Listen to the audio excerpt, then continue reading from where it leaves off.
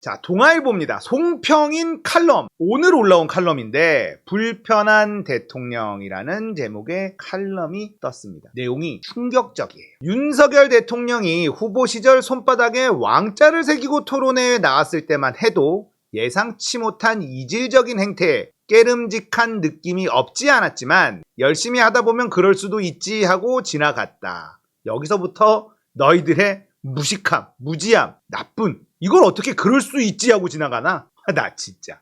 그러나 청와대 이전에 이어 대통령 관저 선택에까지 주술이 개입한 증거가 나왔다. 조선 왕조에서도 보기 힘들었던 주술에 사로잡힌 국가 지도자를 근대 공화국에서 보고 있다. 세죠. 구한말에 민비는 국무당을 세우고 내외치의 만사를 의논한다고 해서 지탄을 받았다. 민비 이전에도 주술에 빠진 왕비와 후궁이 적지 않았다. 왕비나 후궁이 무속에 빠지면 별궁에 가도 버릇을 고치고 심하면 폐하여 사가로 내쫓고 더 심하면 사약을 내리기도 했다. 김건희 얘기 아닙니까 지금? 김건희가 지금 무속을 너무 앞세우고 있으니 심하면 사약을 내리기까지 한 역사가 있다 이 얘기를 합니다.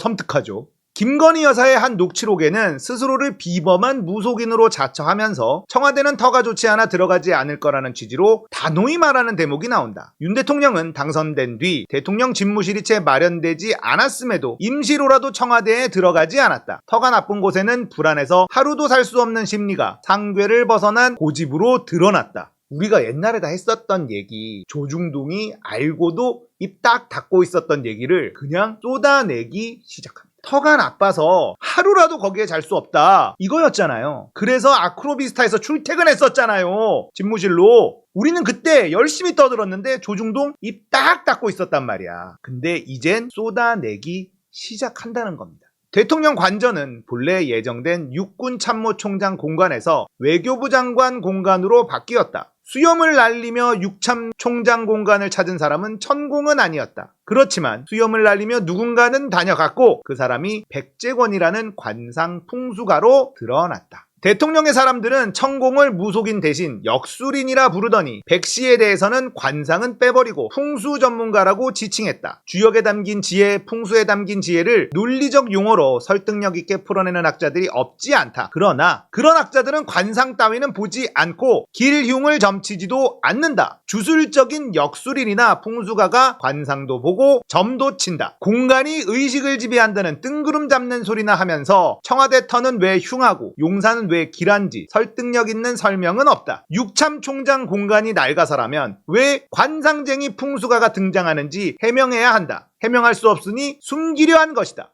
이게 동아일보 칼럼이라고? 여의도 정치인들, 정부 고위 관료들, 대기업 임원들, 전문직 종사자들이나 그 부인들이 점을 보러 다니는 게 어제 오늘의 일이 아니다. 사적 영역에서야 뭘 하든 타인에게 피해를 주지 않는 한 개인이 알아서 할 일이다. 그러나 주술이 대통령 집무실 이전이나 대통령 관저의 선택 같은 공적 영역에까지 영향을 미친다면 그것은 국민이 낸 세금이 주술적 결정을 이행하는 데 쓰이는 것으로 근대 국가에서는 용납할 수 없는 일이다. 집무실과 관저를 옮기는 것은 왕이라도 함부로 할 수 없었다. 주술에 집착해 궁을 이곳저곳 옮기다 쫓겨난 왕이 광해군이다. 대통령의 탄핵 가능성을 언급하고 있습니다. 주술에 집착해서 궁을 이곳저곳 옮기다 쫓겨난 왕 광해군 몰라? 윤석열 광해군 꼴 날 수도 있어. 이런 얘기를 하고 있는 거예요. 동아일보가. 와, 굉장히 셉니다. 언론에 공개적으로 등장한 이름만 천공, 건진, 무정에 이어 백제관이다. 처음에는 김여사만 주술의 진심이고 윤 대통령은 마지못해 끌려다니는 줄 알았으나 그게 아니었다. 그가 주술로부터 얻는 심리적 안정은 공사의 구분을 뛰어넘게 만드는 정도인 듯하다. 누구나 주술에 빠지면 공사의 구분을 반드시 뛰어넘게 돼 있다. 동아일보입니다. 지난해 지리산 둘레길을 돌다 산속 무속 기도원 앞을 지나는데 건물이 현대식으로 말끔히 지어졌음에도 기분이 으스스해져 빨리 벗어나고 싶었다. 우리 대부분은 어쩔 수 없는 근대인이라 점집 앞을 지날 때 그런 느낌을 갖는다. 대통령이 지금 그런 느낌을 주고 있다. 셉니다. 와, 윤석열도 무속에 빠져있고 김건희만 지금 문제가 아니다. 백제권이라는 사람이 풍수학자라고 둘러대는데 그거 문제다. 예전에 왕비가 무속에 빠졌을 땐 사약까지 받았다. 왕도 무속에 미쳐서 이리저리 옮겼을 때 쫓겨냈었던 광해군이 있었다. 우와, 이게 뭐야? 무속에 미쳐있는 대통령 위험하다 이런 얘기를 하고 있는 겁니다. 윤석열 쫓겨날 수도 있다라는 얘기를 동아일보가 정말 세게 말하고 있다는 거예요. 동아일보가 지금 너무 세게 발언을 하고 있죠. 저는 개인적으로 이게 과연 천공이 안 갔을까? 이런 의구심이 있기는 합니다. 백제권이라는 풍수학자니까 괜찮겠지라고 이걸 던진 걸 수도 있어요. 왜냐면 이 CCTV를 분석하는데 1년 가까이 걸렸단 말이에요. 말도 안 되죠. 이거 하루 이틀이면 찾을 수 있는 거잖아. 천공이 나오면 이거 정권 몰락이야. 그러니까 비슷한 사람을 찾아. 백제권. 수염이 비슷해. 그런데요, 분명히 부승찬 대변인에게는 천공이 왔었다는 보고가 들어갔어요. 천공은 다릅니다. 수염도 길고 일단 옷이 달라. 이 사람은 도사 같은 한복 같은 걸 입고 다니잖아요, 천공은. 자, 이걸로 뭔가 빠져나가려고 한 것일 수 있고, 저는 또 어떻게 해석했었냐? 경찰이 이거 손절한 건 아니냐. 이게 KBS에 흘렸단 말이에요. 그래서 두 가지 가능성이 다 있습니다. 이거 분명히 문제 생긴다. 그래서 경찰이 언론에 쓱 흘려서 일단은 자기 살 길 찾는 것, 이거일 수도 있고, 아직까지 경찰이 윤석열과 한몸이 돼서, 김건희와 한몸이 돼서 천공이 나오지 않도록 해라. 그래서 비슷한 사람인 백제권이라는 수염난 사람을 둘러댄 것이 아닐까. 두 가지 다 개연성이 있습니다. 아니면 둘 다 갔을 수도 있죠. 자, 이 부분은요, 대통령실도 한마디 언급을 안 합니다. 이 백제권이라는 사람도 한마디 언급을 안 합니다. 기다 아니다 말을 안 해요. 경찰은 백제권 조사 안 한다고 합니다. 그러면 이 CCTV를 까면 되잖아요. 안 깔 거라는 거. 전부 다 특검감이에요. 검찰이 이거 제대로 수사 못한다. 자, 정권 관련된, 윤석열 관련된, 김건희 관련된, 최은순 관련된 모든 것들은 다 특검에 붙여야 됩니다. 지금 민주당이요, 특검 노래를 불러도 모자랄 판이에요. 그렇게 노래를 불러야 몇 개는 받아들일 거 아닙니까? 그 중에 자기들에게 제일 피해가 덜 가는 거, 싼 거 하나 받을 거 아니에요. 그런데 특검 얘기를 안 해요. 이래서 민주당이 지금 전투력이 없다라는 얘기를 듣고 있는 거다라는 생각이 듭니다.